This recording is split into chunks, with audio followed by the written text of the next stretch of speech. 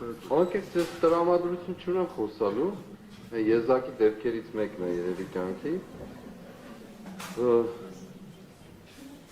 8 ամիս շարունակ ես նույն թեման խոսում ենք, հիմա անհրաժեշտություն չկա էլ։ Ես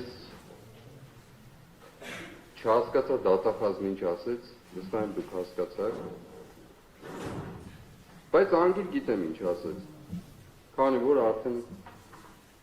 ընթացքը շարունակվում է։ Նախ շնորհակալ եմ մեր պաշտպաններին, բայց ձեր շունչը ափսոս է, որ դուք այսքան երկար խոսում եք, ներդնում եք, դրա կարիքը կարծում եմ չկա։ Դուք էլ շատ լավ գիտեք, որ չկա, ես էլ գիտեմ, որ չկա։ Երկրորդ ասեմ, որ ինձ ոչ մեկ ազատությունից ոչ զրկել է, ոչ էլ կարող է զրկել։ Որովհետև ոչ իմ կյանքն է ձեր իշխանության ներքո, ոչ էլ իմ ազատությունը։ Կարծում ունի, թե կալանավայրում լուսամուտի որ կողմից եք նայում։ Ով է ավելի կալանավորված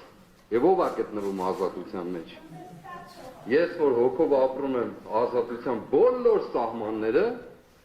թե դուք, որ ստիպված կալանավորված եք, ով է ավելի կալանավորված և ով ում պիտի ազատություն տա։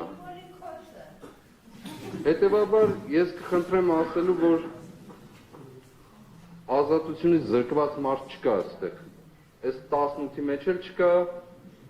ես էլ ամենավերջինը։ Որովհետև դա Աստծու գործն է, ոչ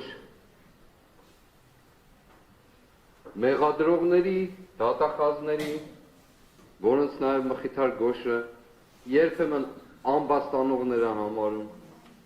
ոչ դատավորների, ոչ էլ ինչ-որ կենթանական ծագումով իշխանավորների։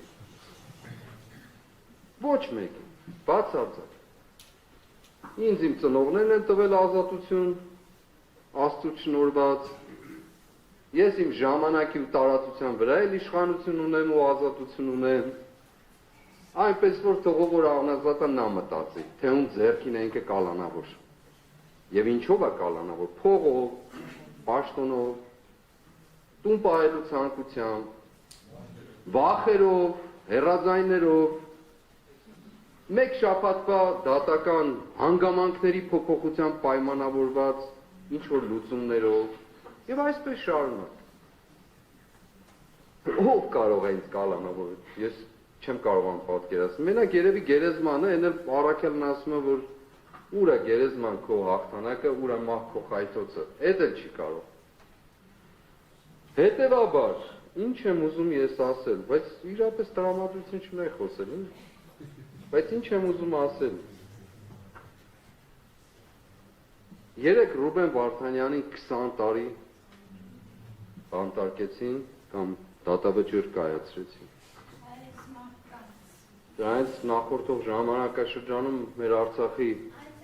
ռազմաքաղաքական ղեկավարությունը մի մասին ցմա, մեր եղբայրներին գերության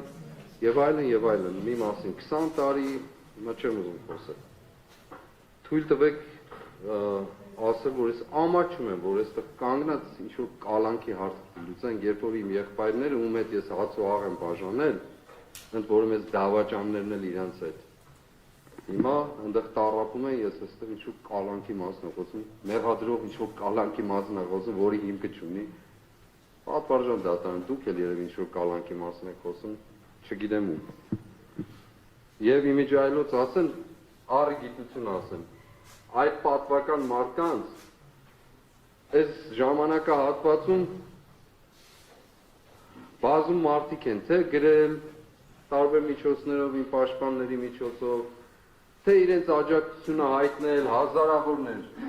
թե հանձնուկներ ուղարկել, շնորհակալ եմ բոլորիդ հետ, բայց առանձնահատուկ կերպով ուզում եմ ասել շնորհակալություն հայտնել, անշուշտ ես ուրիշ կերպով էլ կհայտնել, ուզում եմ առանձնահատուկ շնորհակալություն ասել Արցախի Հանրապետության նախագահի որդուն, Բակո Սահակյանի որդուն, շատ սիրելի Տիգրանին, որ ինձ հնարավորություն տվեց իր հայրը գտնվելով այդ տառապանքի մեջ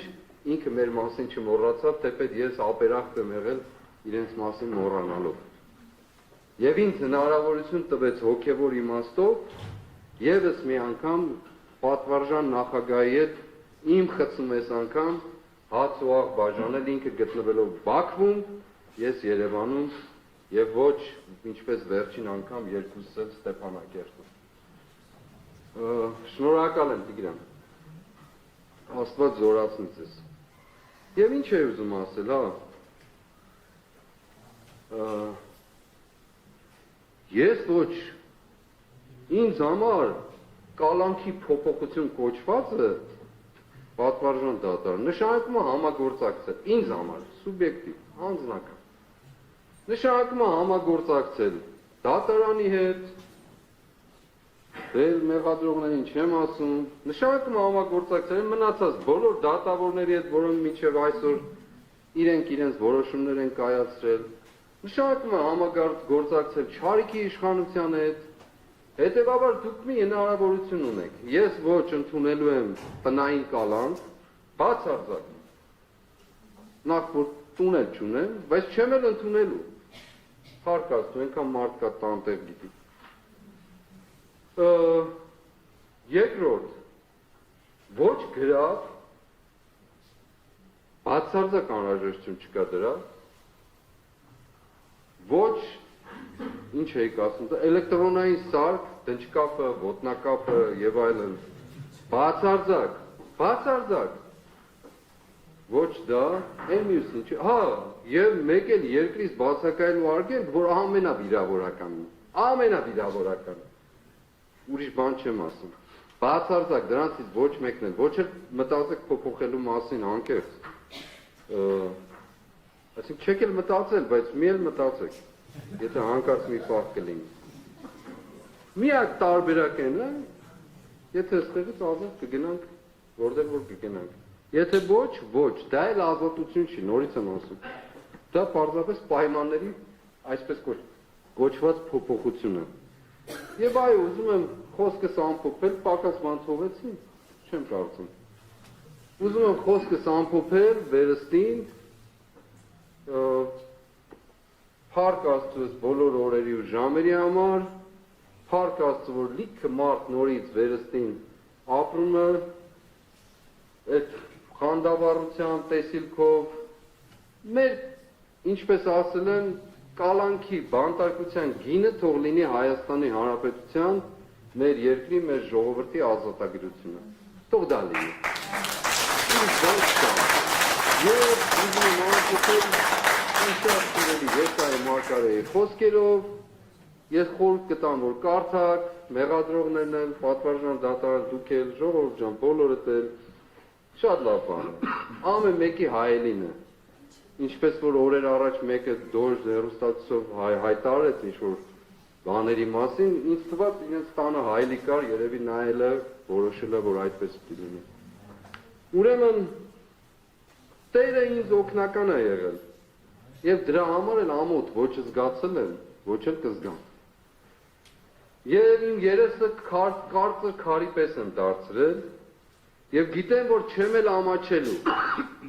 քանի որ մոտ է նա, ով արդարացնելու է ինձ։ Ով է նա, որ դատելու է ինձ, ահա Տերն է ինձ օգնական։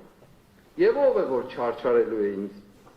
ահա դուք ամենքդ, որ վառված եք հրով, պիտի պարտվեք բոցից ու պիտի բորբոքվեք բոցով եւ դա իմ պատճառով պիտի լինի եւ դուք հանգիստ եք լինի